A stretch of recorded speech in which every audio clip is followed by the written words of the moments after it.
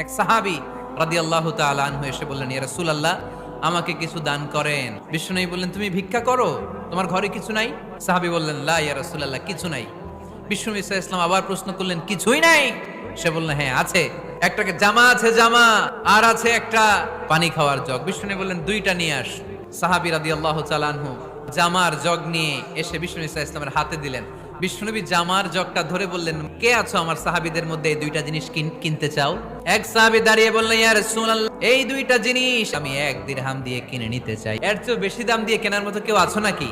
আরেক সাহাবী হাত তুলে বললেন, ইয়া রাসূলুল্লাহ, আমি 1 দিরহাম নয়, আপনার সম্মানে 2 দিরহাম দিয়ে জিনিসগুলো কিনে নিতে চাই। দিয়ে দেয়া হলো। 2 দিরহাম নিয়ে বিষ্ণু ইসলাম ভিক্ষুক সাহাবীর হাতে দিয়ে বললেন, যাও 1 দিরহাম দিয়ে তোমার পরিবার পরিজনদের জন্য খাবার কিনে নিয়ে যাও, আর 1 দিরহাম দিয়ে একটা কুঠার কিনে নিয়ে আস। ওই সাহাবী আর 1 দিরহাম দিয়ে একটা কুঠার কিনে নিয়ে আসলেন। বিশ্বনবী কাঠের একটা হাতল লাগাই দিলেন আর বললেন, যাও এই কুঠার নিয়ে জঙ্গলে যে কাঠ কাটো, বাজারে যে বিক্রি করো। 15 দিনের ব্যবধানে 10 দিরহাম নিয়ে বিশ্বনবীর দরবারে ওই সাহাবী হাজির হয়ে গেলেন।